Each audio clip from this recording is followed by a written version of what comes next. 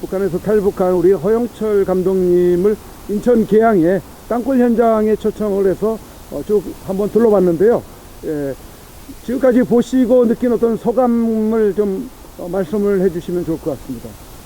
이제 북한 군인 시대는 우리가 했으니까 그건 확실히 이제 인정하는데, 처음에는 이제 계양 쪽에 뚫렸다니까 잘 믿지는 않았어요. 근데 현장 돌아보니까 북한이 충분히 노리고 이쪽 방향 뚫을 요충지는 맞다. 그러면 뭐 이리 군사기지도 뭐 있고 또 기포공항도 가깝고, 지형성 봤을 때 북한이 이쪽을 뚫고 밑을 차지하면 뭐 인천공항, 김포공항, 뭐 서울에 진입하기는 딱 좋은 기지 같아요. 주변에 보니까 뭐 아파트도 별로 없고, 군이 대처하기는 딱 좋은 지형이네요. 자, 그리고 우리나라 대한민국에 지금 정착을 해서 이제 활동을 하고 살아가고 계시는데, 지금까지 이렇게 남한 국민들과 이렇게 접촉해서 이렇게 들어보면은 좀 불안한 부분이 있다면은 안보적인 측면에서 그러한 불안함을 느끼고 계시나요? 당연히 불안 느끼죠. 여기는 뭐 북한이라는 존재를 인식 못 하더라고요. 뭐 지금 뭐 간첩이 어디 있는지야, 뭐 종북 색깔론 뭐 이런 가지고 이제 하는 사람인데, 북한은 이제 그런 거 있어요. 당의 평화적 구호를 들수록 군대는 총칼을 더 베려라. 그러니까 그들이 이제 남친 통일이 야망은 변하지 않나 소리죠. 처음에 나도 땅굴이까지 좀 약간 좀 도달했다 생각했는데, 해상도가 30km도 안 되네요. 그러면 10km를 뚫었는데 20km만 뚫을까? 가능할 것 같아요. 그렇습니다. 자, 그럼 북한의 김정은이가 일전에 한계 국가론에서 그걸 포기하고 그냥 너희는 남한은 남한대로 살고 북한은 북한대로 살자, 이런 발언을 했던 부분들이 지금 알려져 있지 않았습니까? 그 부분에 대해서는 어떻게, 정말 김정은이가 대한민국 무력 남침 도발 적화 통일을 포기했기 때문에 그런 말을 했을까요? 아니면 그것도 하나의 속임수라고 봐야 되나요? 둘 다 이제 생각해 봐야 될 것 같아요. 포기할 수도 있고요. 하나는 시조를 해가지고 좀 긴장성 늦출 수도 있고요. 근데 이제 진짜라고 가상해 볼 때는 이제 북한이 경제적으로도 안 되고 한류가 너무 들어가가지고 북한이 이제 MZ세대가 남한에 대해 너무 잘 알아요. 그러니까 시간이 가면 갈수록 남한에 대한 부유함이나 발속도가 북한에 알려지면 북한도 고립이 빠지거든요. 고립 빠지고는 남쪽하고 모든 거래를 절단하고 왕래를 하지 말고 자기 소유만 통치하겠다. 이래서 이제 포기할 수도 있어요. 그러나 또 한쪽으로는 우리는 어제는 두 개 국가론을 해가지고 남침 안 하겠으니까 긴장성 늦추게 하고 전쟁 준비할 수도 있고, 두 개 다 냉동이 더 해야 될 것 같아요, 아직까지는.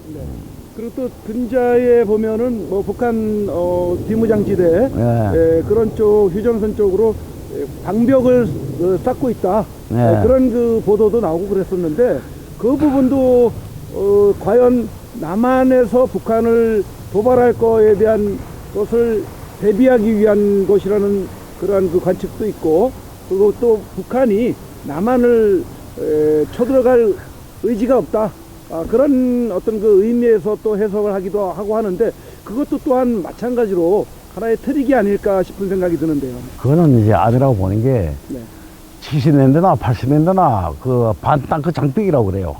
그거는 이전부터 공사해왔어요. 그러니까 남한에 이제 연합군이 들어오면 땅크가 못 벗게 길에 이제 돌담벽 쌌거든요. 땅크가 이렇게 등반 못하게. 그거는 뭐 예나 지금이나 했던 거예요. 뭐 이번에 새롭게 한 거 아니고. 문재인 정권 때에 북한 휴전선 그쪽 비무장지대 쪽에 뭐 어떤 지뢰를 제거를 하고 뭐 이제 어떤 지피를 날리고 초소도 없애버리고 하는 그런 일들을 했었는데, 그런 부분도 하나의 어떤 평화를 가정한 쇼라고 이렇게 보고 그러는데, 그때는 또 어떻게 생각을 하셨습니까? 그건 뭐 이제 남한 정부가 더 병치그레한 기고, 무슨 뭐 남한에 우리 초선 내주고 뭐 북한도 그만큼 폭파해라, 그럼 북한이 할 것 같아요? 절대로 안 해요. 그저랑 보여주는 것만 있고, 그리고 뭐 개성공단이 뭐 들어섰길래 그만큼 평화가 안전했다, 그다 그 소리 개소리인 게 뭐냐면, 개성공단에 들어진 데가 계알지대거든요. 그러니까 어떤 중요한 군사기지가 들어가다는 곳이 아니에요.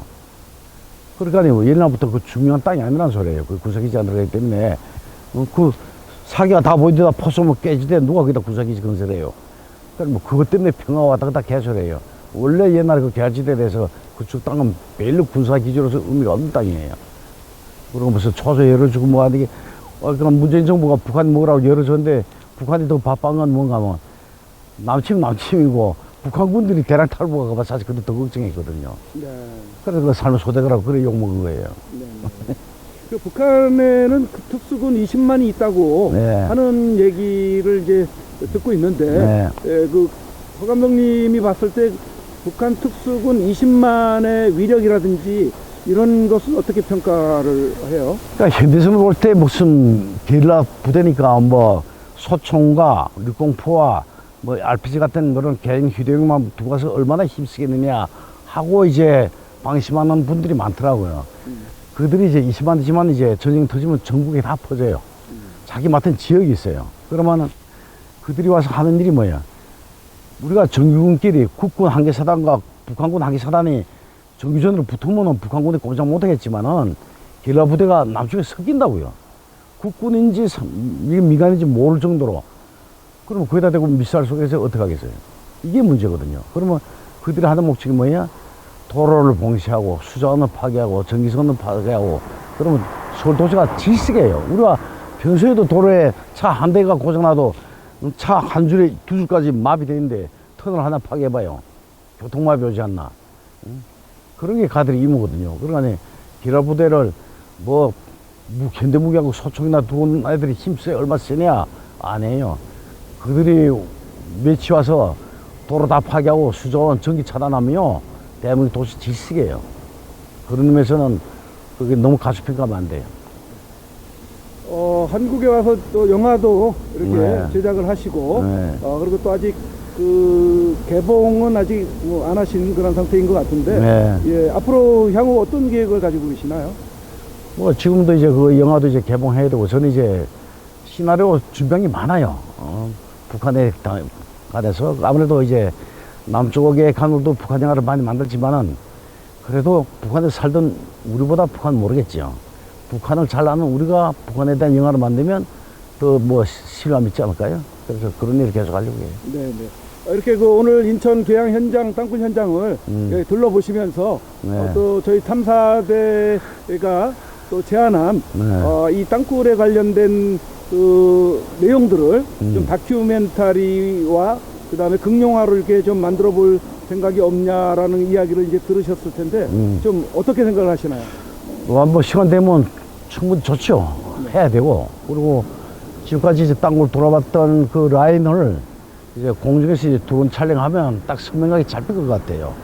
그 측량한 곳이 북한하고 이까지 어떻게 이어지는가. 되게 이제 지상에서 도로는 구불구불 돌지만은 지하에서 이제 측량은 거의 일직선이거든요. 그것이 매치가 된다면은 뭐 틀림없죠. 자, 영화를 제작한 도토리가 아직 그 개봉관을 잡지 못했다. 그런 그 이야기를 하시는데, 거기에 지금, 보급을 위해서는 좀 그 돈이 좀 필요한 그렇죠. 이제 모양이죠? 배급사에서 이제 한 봐줘서 3억. 원래는 더 내야 되는데, 예. 그래야 그들도 이제 배급사에서 그 돈 가지고 지하철이나 지상파나 유튜브나 각 곳에 광고를 하는 거예요. 그 돈이 지금 없어 못 하는 거예요. 그 최근에 그 북한을 배경으로 한 신의 악단이라는 영화가 네. 개봉이 돼서 네. 많은 이제 그 반응을 보이고 있지 않습니까? 네, 너무 잘 됐죠. 예, 뭐 근 한 200만 가까이 지금 네, 가고 보고 있나요? 있어요. 네. 거기에 이렇게 편성해서 이렇게 본다면 도토리가 네. 좀 히트할 수 있는 그런 계기가 될 수 있다고 보시겠네요. 당연히 보죠. 왜? 신의 악단은 이제 북한 수도를 가지고 하긴 했지만은 남한 사람들이 이제 작가의 머리에서 나온 거고 우리는 이제 북한의 실상을 있는 그대로 탈북민들이 출연해서 찍은 거예요. 네. 실제 북송된 경험. 그다음 북한 가면서 고문과 만에 당해보던 사람. 그러니까 그런 의미에서 볼 때는 어쩌면 우리가 더 진실하고 실감 있게 보일 수 있지. 지금 신의 악단님 한 200만 이렇게 육박해서 네. 보고 있는 상황이라면 네. 도토리가 개봉된다면 최소한 어느 정도 이렇게 최소한 100만 원 볼 거라고 저는 장담해요. 100만. 100만이면은 상당히 흥행을 되죠. 한다고 그렇게 보는 거잖아요. 거의 우리 뭐 지적비 없이 한 거니까. 본인 그러면은 탈부인 지금, 힘을 한 거니까. 투자자 한 3억 정도 투자할 수 있는 그런 분만 찾으면. 그런 분이 이제 연락을 주시면 개봉이 될 수 있는 거네요. 당연하지. 그러면 그 투자하신 분에게도 상당한 또 저기가 돌아가겠네요. 10배 이상 드릴게요. 10배. 우리 3억이면 30억 드릴게요. 이 방송을 보시는 분들 저희 그 남시상굴 탐사대에 연락을 주시면 제가 허 감독님 연락처를 이렇게 연결을 시켜드릴 테니까 꼭 관심을 좀 가져볼 필요성이 있겠네요. 요즘은 로또 당첨되기 쉬워요? 아니면 우리 영화에다가 투자해서 당첨될 확률이 높아요? 3억이면 그렇게 뭐 3억 35도 아니네요. 3억 가지고 35억 벌면 대단한 거지요. 이 관심 가질 필요성이 있네요. 자, 그럼 마지막으로 지금 대한민국에 이렇게 탈북해서 오신 분들이 3만여 명 되신다고 하는데 3만 4천. 지금 와가지고 자유를 만끽하고는 있긴 하지만 정치적으로 너무나 불안한 그런 상황 가운데 있을 것 같은데, 그리고 또 우리 국민들의 그 정신적인 안보 상태가 많이 해여져 있는 것을 좀 느끼실 것 같은데, 우리 국민들에게 좀 하고 싶은 말씀 있으면 해주시죠. 우리가 남북이 6.25 전쟁 끝난 지 어전 거의 80년 되지만은 우리가 완전 정전이 아니에요.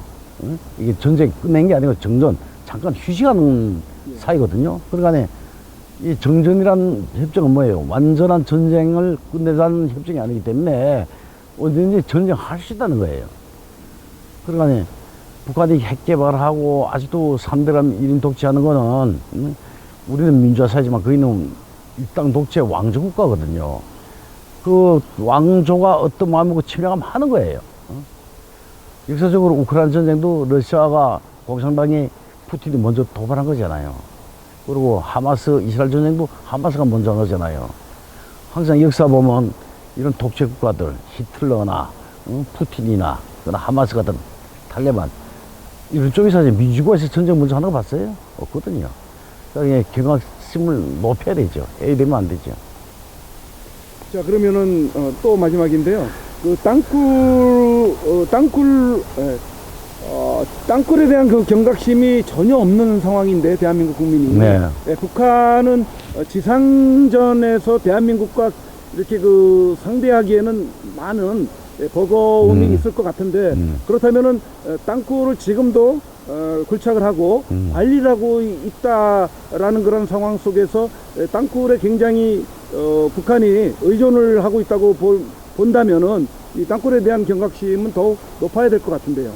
그러니까 북한도 알아요. 이제 정규군 해가지고 현대무기로 국군하고 1대1 싸우면 제대로 진다는 거 알아요. 그래서 이제 비대칭 무기에 집중하거든요.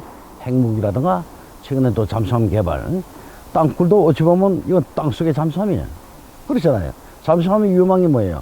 우리 근해까지 영해까지 침투 들어왔다가 갑자기 이제 거기서 일어난 미사일 쏘고 한번 피해 당하니까 잠수함이 위험한 거고, 땅굴은 왜 위험해요? 없는 줄 알았는데 어느 날 갑자기 기포공항에서 개항에서 막 북한이 기라부대 태나고 거기서 땅굴 장갑차가 나온다면은 그 돌발 상황 누가 어떻게 감당해요? 그래서 땅굴을 경각심 높여야 되죠. 그리고 땅굴이 있는 거는 팩트예요. 옛날 일기도 아니고 우리 때부터 식직했고, 우리 군복무할 때 한 개 사단에서 하나씩 다 두고 있어요. 그럼 전선에 2개 군단에 9개 사단에 앞에 있다면 9개, 그의 정찰총국에 대남 가면 적어도 10개 이상은 지금 있다고 확신합니다.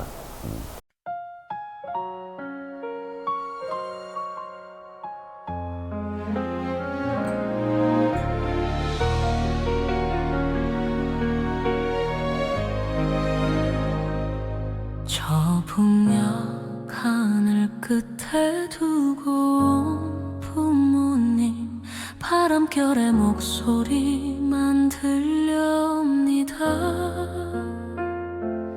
따뜻했던 손길 품 안에 기억들 꿈속에서라도 다시 만나고 싶어라.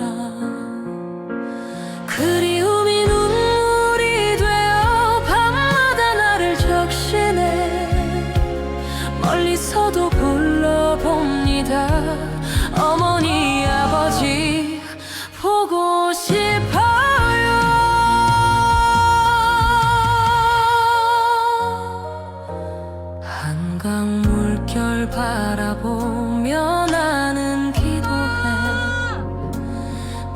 따라 그대 안부 전해지기를 고향 산천 그 길 따라가면 언젠가 다시 웃을 날이 꼭 오기를 바랍니다. 그리움이 노래가 되어 하늘 끝에 닿으리 멀리서도 불러봅니다. 어머니 아버지 사랑합니다. 이별은 운명이 아니기를 분단의 벽은 무너지기를 우리 마음은 끊어지지 않으니 언젠가는 다시 만나리라.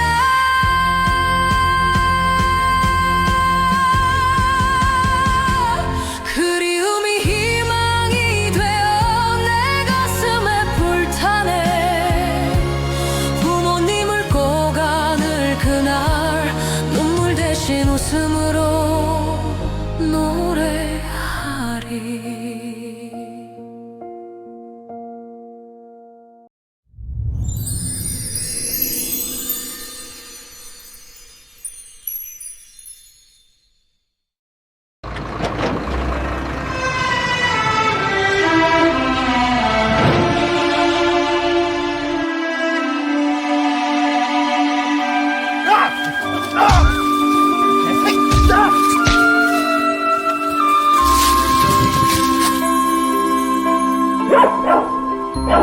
외로이 떠나는 인생의 이길 아득한 저 멀리 갈 곳은 어디냐. 오갑에 시달려 고달픈 마음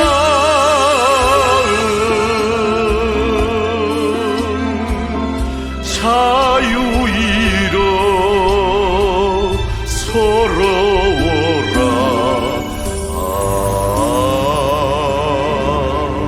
내 인생아 눈물을 흘리며 떠나는 고향 내 다시 돌아갈 그날은 언제냐. 아니 정찰과 다르다고 사람이 아니에요. 하늘가 저 멀리 철새가 나를 떼며 눈물 없는 그 나라가